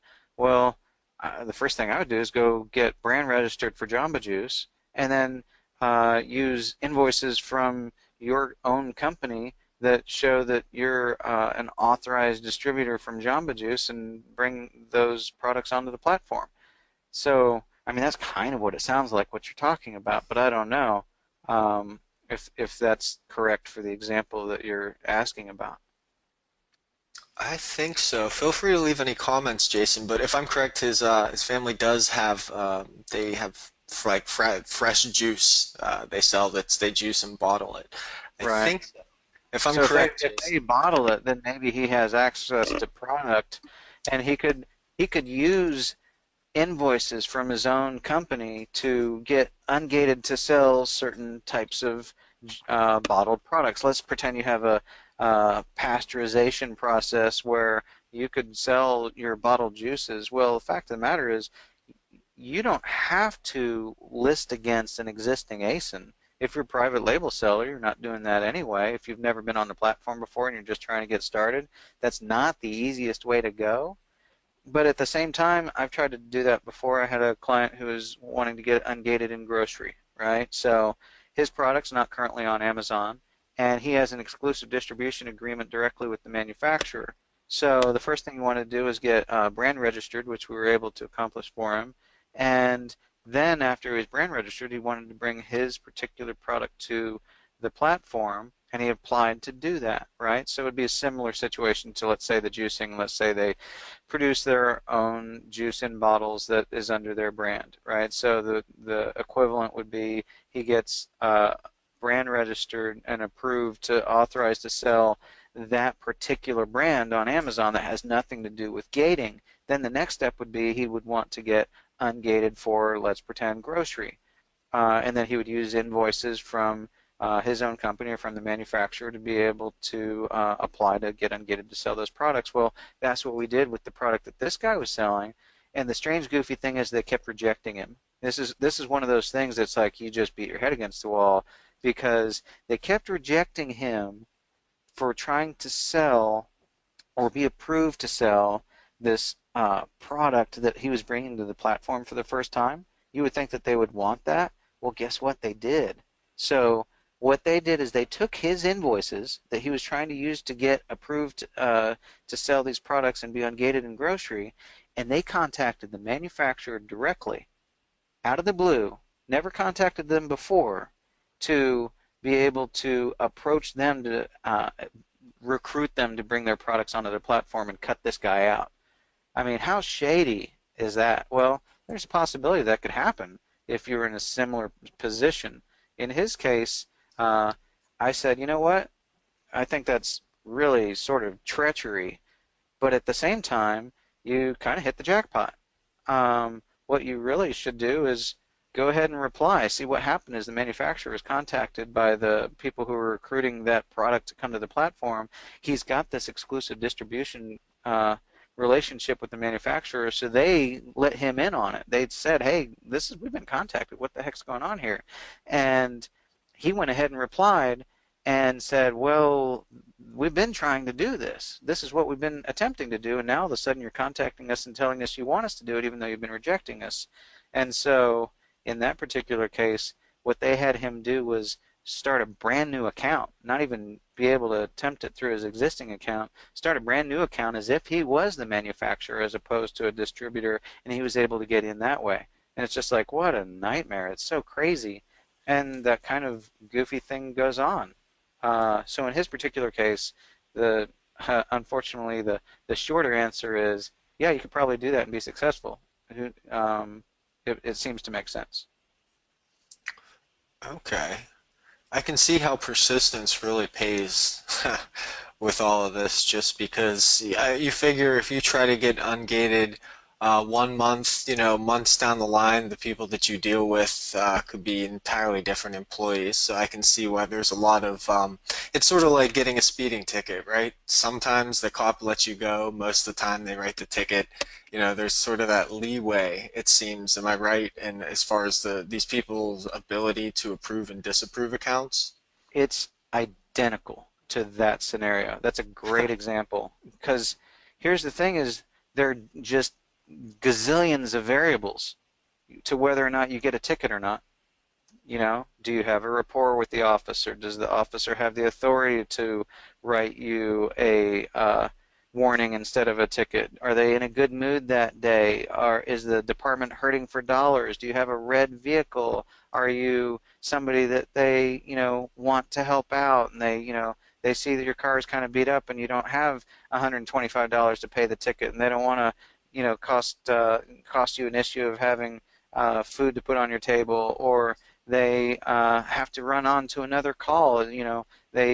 Maybe you were driving in such a way that it wasn't terribly reckless and it wasn't that big a deal, but there was a wreck that they got called to. I mean, there's so many different variables, and they're changing all the time. So it is exactly like that. So try again then. Okay. Pretty much. You get a different rep. It's a different time of the year. You have a different invoice. You present the same invoice, but they like it this time, but not last time. You have a different vendor. They like the vendor now, but they didn't like him before. They liked him before, but they don't like him now. It's on and on and on and on. So yeah, persistence and patience is huge. That makes sense. I don't like the idea of coming to the platform as a new seller, or coming to the platform. You've been on the platform a while, but let's say we're selling all RA or OA, or you were selling all wholesale or all closeouts or whatever, and now you're trying your hand at private label, I really, really do not like the uh, game or the strategy of uh, hinging all of your success on getting ungated in a certain category so that you can go ahead and be approved to sell the product that you already sourced. That's a mistake. Hmm. If your Yeah. if your whole plan is I'm going to kill it and I'm going to jump in and I'm going to spend 3,000 or 5,000 on a course and I'm going to spend another 3,000 or 5,000 on a product, I'm going to go ahead and have all that done. I'm going to jump through all these hoops. I'm going to work on my packaging and I'm going to work on my listing. I'm going to do all these kinds of things. And now that I've got all that done, I'm going to go get ungated. That's crazy. You know, Yeah. you put the cart before the horse. So if you're going to do those things in those ways, do them in a different order. Either get ungated first or have your private label be a product that is not something that's in a gated category. Words of wisdom here, folks. Um, how about this one? Anna wanted to know, when you're restricted for a brand like Disney, and they say that you need a letter from Disney and have to pay the $1,000 ungating fee, where would you seek out that sort of letter? Is it from a distributor or directly from Disney themselves? It could be either. Um, I had somebody who wanted to get ungated, I don't know, a couple of weeks ago in a certain type of headphone, a certain brand of headphone. I had somebody else recently who wanted to get ungated in a certain type of hearing protection.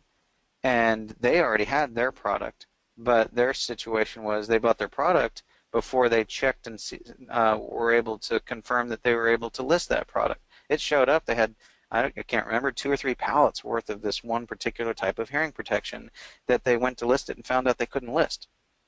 So they just didn't feel like messing with it, right? The path for them was to go find an authorized distribution channel and see if they could get a letter or an invoice that would look like it would be acceptable in order to get approved.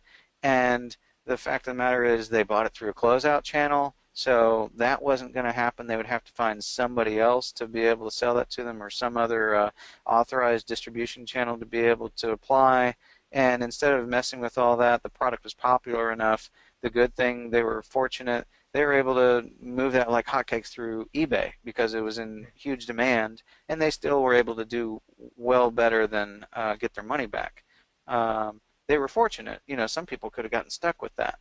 The other guy who was trying to buy the headphones, he wanted to be able to sell against, you know, specific listings in electronics category, and he wanted to know if I could give him distributors or ideas of where to get that, source that particular product, so that he could get authorized.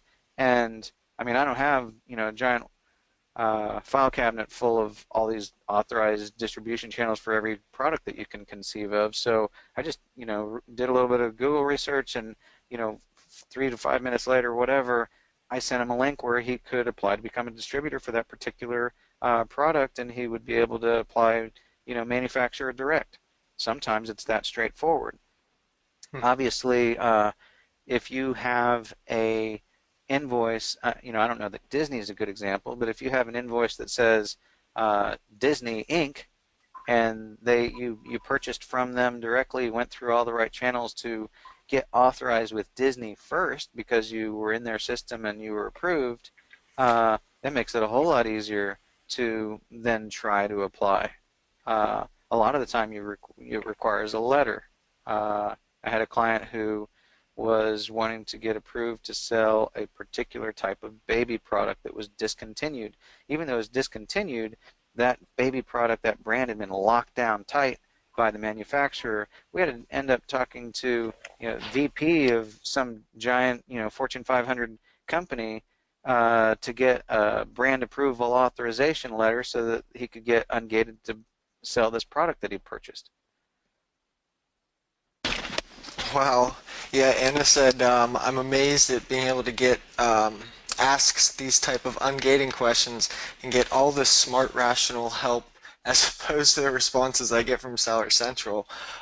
So she said also, just to clarify, so it does not count against my account or my metrics if I'm really persistent and keep resubmitting, even if they claim it's a final decision? That is correct, as long as you're not rude about it. As long as you're courteous and kind, uh, you can keep trying and trying and trying, and it's like that for most things, not just on gating. Um, for everyone's account, there is sort of a secret private scorecard on the back side of your account that you can't see, but that Amazon can. And just like we have sellers who leave us seller feedback and who leave us product reviews, and we get notifications and requests from people in seller support asking us to rate them and review them as far as what kind of a job they did and if we were happy with their service and all that sort of thing. They have the same kind of thing for us as sellers. So if you're a colossal pain, a real jerk, you call up and you're all blustery and rude and bawl somebody out and say, hey, why can't I speak to a English-speaking service rep? I mean, if you're a jerk, that's going to get noted in your account, and it's not necessarily going to go well for you because you've got a report card that has more to do with just the overall picture of your account than just your quote-unquote grades. It's like, you're going to school, you don't only get graded on your grades. Sometimes you also get graded on attendance, how well you work and play with others. It's like that on Amazon. So you want to be a good quote-unquote, corporate citizen and get along well with everybody that you interact with at Amazon, not because you want to game the system and look a certain way, but that's because of how you should be doing business with everyone, with clients and with the people that you interact with customer service. Yeah, not being a jerk is definitely in your self-interest, so I can definitely agree with that. Belinda was wondering regarding the required minimum of 30. Does Amazon, like you said, like 30 or 36 items on an invoice, just a number, not an exact number, but Right. she was wondering, does Amazon mean for each invoice or collectively? Not Okay. each invoice and not collectively. It's actually for each product, each individual ASIN. And to me, it looks even better, uh, just, anecdotally, I guess, when you're looking at an invoice. Let's pretend you put yourself in the position of the people who are reviewing these things, right? It looks even more authentic if you have more than one product on that invoice. Right? If you have multiple products on the invoice, maybe you order one particular product, and this is the one that you're trying to use to get ungated, right? Um, it's one of those situations where you might not want to take this hard-charging, straightforward approach and be so singularly focused on accomplishing this one thing. You want to step back and look at the big picture. It's kind of like the same reason people use head fakes in basketball, right? You want to go to the basket. You don't always necessarily drive straight to the basket. You just make it look like you're going somewhere else, and then you still go straight to the basket. So in the case of these invoices, you might have your one product that you've got, 30 of that particular one, and you're going to, handwrite the ASIN on there. Or maybe you write, hey, we're bringing this product to the platform for the first time. It doesn't currently exist on the platform. We're going to create a new product detail page for it. You could write that too. Um, but you would also want to have additional items on your invoice. It just makes it look more authentic. So when you're out there sourcing the soap that we looked at, or that bag balm or whatever, throw on some lip balm and throw on a uh, cleaning mitt or whatever, and have there be 12 of this and 24 of this. Yeah, it's going to cost you more, but it'll be safer all the way around. Just make sure you end up with buying something that you're not going to take a beating on. Maybe you have some other channel you can move it on. It's a good enough product that you could still move it on Amazon and either make money or at least break even. Maybe you don't mind having 24 cleaning mitts at home, whatever. It just looks that much more realistic if you're buying more than one thing at a time. Yeah, it sort of reminds me of the principle that a restaurant that has a lot of cars in the parking lot will actually get more business because with more activity, people will see it as something that a business that's really jumping. So I guess Big that time. metaphor, yeah, that No, big metaphor big works. time. No, it works great. I mean, I do that all the time. I drive up to a restaurant. If there's nobody there, even if it's got a good Yelp review, I keep going. There's some reason why the place is empty. Maybe it's the time of day. Maybe they had a health violation that you weren't aware of, and it was in the paper recently. Yeah. It's hard to figure that stuff out when you're traveling, but usually, if there's crickets, there's a reason. Yeah.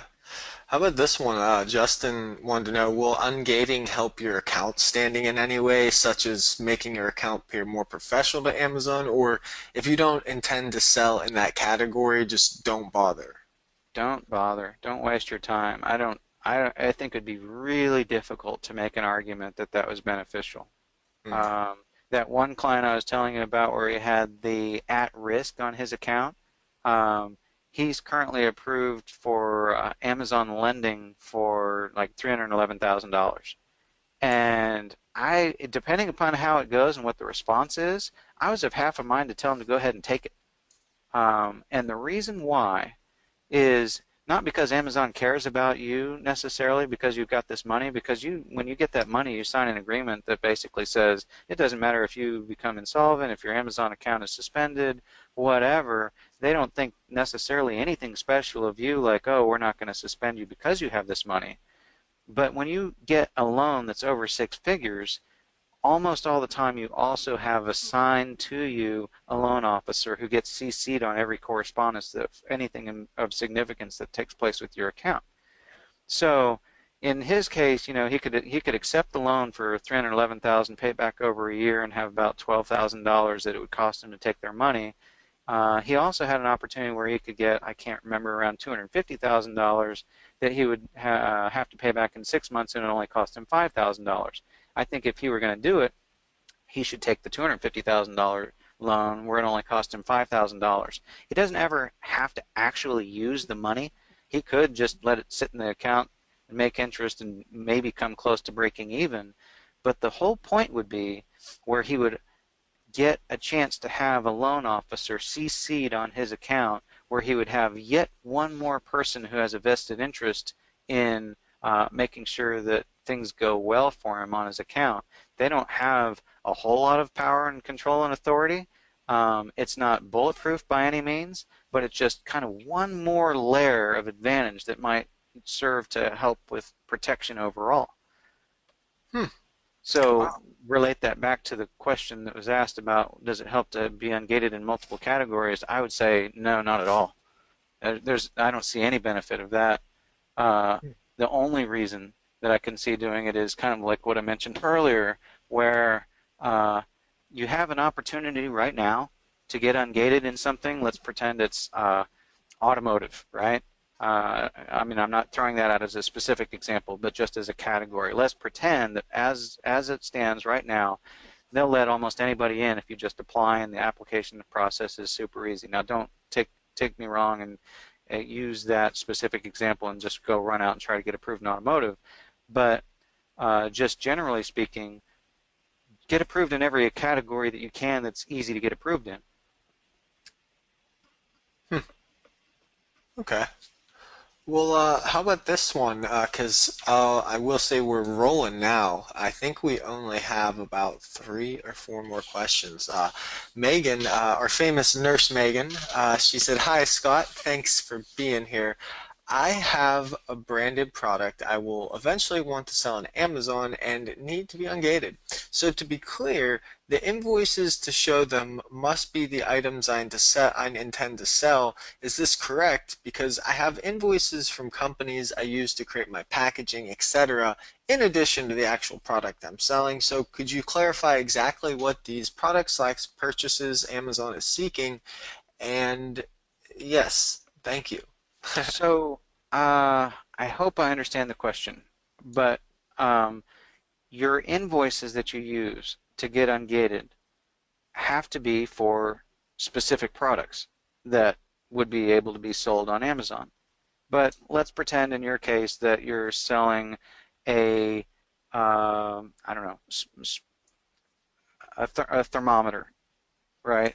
That measures somebody's temperature, and you have that as a private label thermometer, and you're bringing that to the platform you want to sell it on Amazon. You could get approved for health and personal care using that invoice, let's say, generally speaking.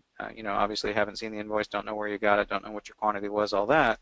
But let's pretend you get approved for health and personal care using that invoice that shows your purchase of thermometers. You don't ever have to sell that thermometer. And there is something that I like to think of as a sort of backdoor, a sort of Trojan horse type of technique to get approved. I was actually working with a fellow who was a professional baseball player who had recently started working with some partners to sell products on Amazon, and he had a particular brand that he wanted to bring to the platform, and he kept trying and trying and trying and trying and could not get ungated to be able to sell his own brand. It was so incredibly frustrating. And I said, well, what I think you should probably do is, instead of trying to get ungated to sell your own product and your own brand, just go out and buy it like I just showed you.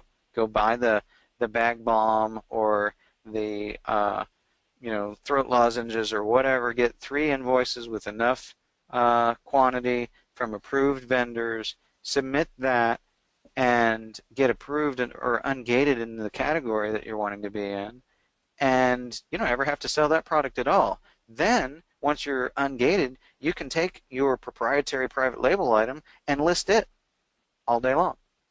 There you Don't go. get so hung up and so focused on one particular thing, beating your head against the wall when there might be another path that's easier. Hmm. Okay. Thank you. This next question we had is coming from Peter. This one's a little specific. He said, I live in the UK. Would you say that a purchase from Tesco or Asda is a good way to go, or a total no? Since you, I believe, are US based, Scott, I'm not sure if you would know those companies, or if ever heard of anyone using invoices from them. I think you're better off using U.S. companies, Well, okay. Well, there you have it, Peter. All right. especially as a UK seller. It's particularly difficult right now, for whatever reason, to get approved in health and personal care and beauty for UK sellers. If you're going to have any chance at all, I would say, 1, absolutely use U.S. manufacturers, distributors. 2, you might be better off waiting until January. And then to go back to another question that was asked, I can't remember what the question was or who asked it, but they mentioned something about getting approved in beauty and personal care. Keep in mind, there is no such thing. There is no category of beauty and personal care, or there is no category of health and beauty. So it's more than just sort of a nomenclature type of issue. You want to make sure that you're familiar with what the categories are and what you're trying to get ungated in, because there's health and personal care, and then there's beauty. Like, I had somebody come to me not too long ago, maybe 2, 3 weeks ago, and they wanted to get ungated in luxury beauty. There is no such thing as luxury beauty. What they needed to do was either become ungated in beauty, or maybe get ungated in specific brands.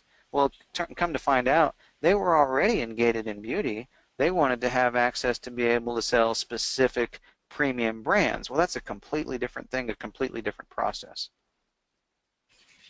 Actually, yeah, that even plays off of a question I think Anna had.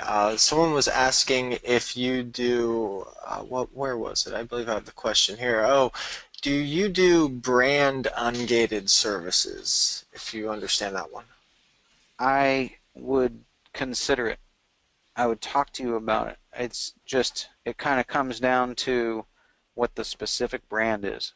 It's kind of like I know a guy who used to offer a car sourcing service.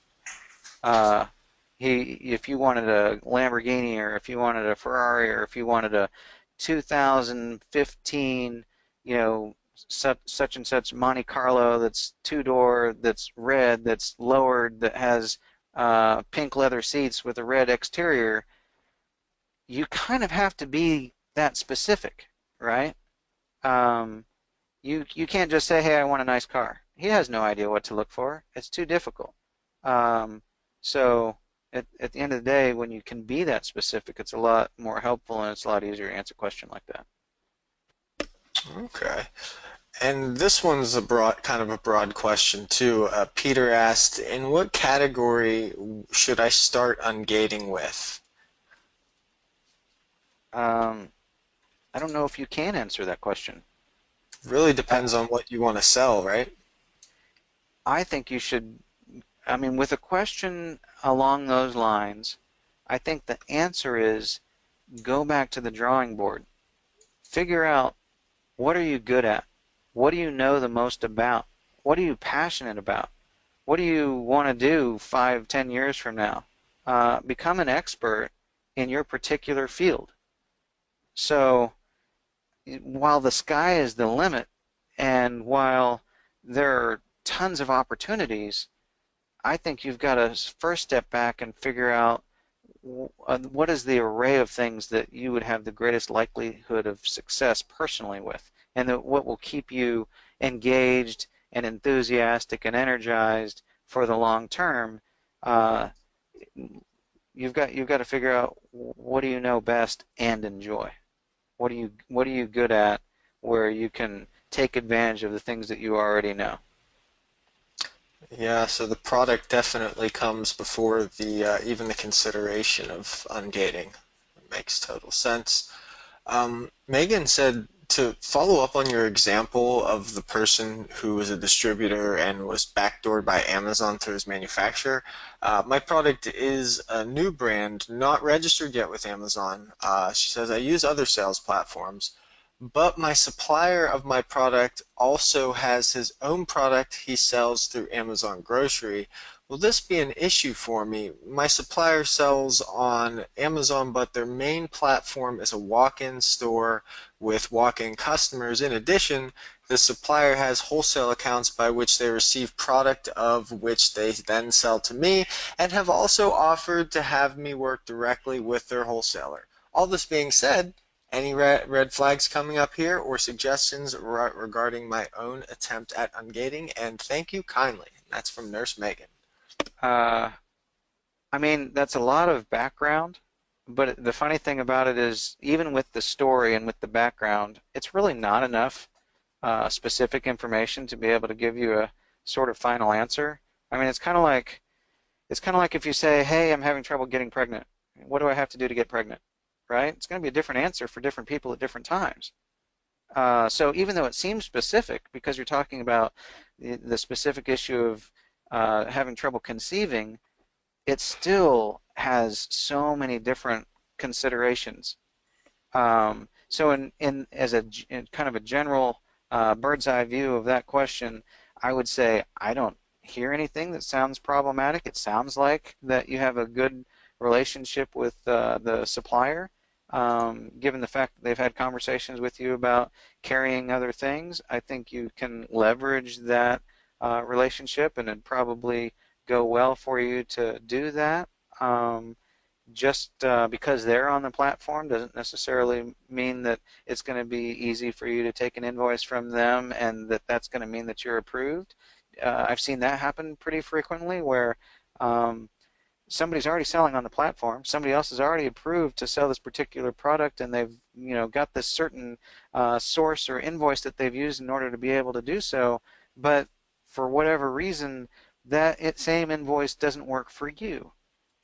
And the reason could be that there's nothing wrong with the product at all, and it's perfectly fine for that product to be on the platform, but that's not the path that that seller took to get that product on the platform. Maybe they got ungated in some other way.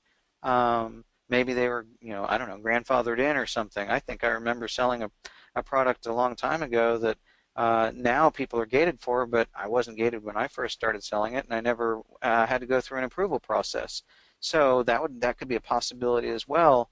In that particular case, um, just because that product is on the platform, just because they have certain invoices that have been used for other things, again, things are changing all the time. That same invoice might not be suitable for you to be able to sell it. You never know. But short story on that, it sounds like it'd be fine. Wow. Yeah, Megan said good answer and good analogy. Thanks. I totally understand the logic. And actually, at that, that was our last question. So I know that Will had a little something to say here. So I'll say if anyone has any final questions to drop them in now, and then I suppose I'll toss the mic over to Will.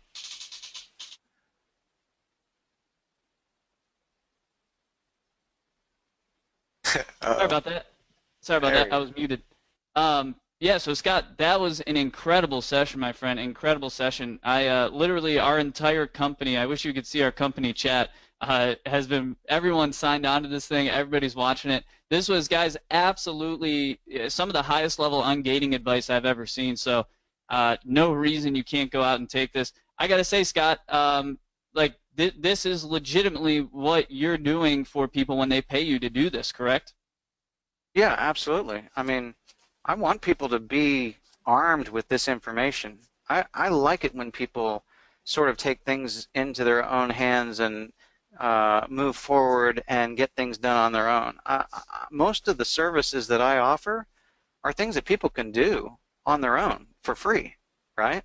It's just if they want it done faster, if they don't want to mess with it, if they want somebody else to do it for them so they can focus on their areas of expertise or the things that they care about, um, then I offer opportunities to take care of those things for them. But a lot of them people can do on their own and be successful. I don't necessarily recommend that for some areas, like getting your account restored or, responding to certain ASIN notifications, but you can absolutely do that yourself all day long. Now, somebody mentioned a frustration or confusion about information they're finding in Seller Central forums.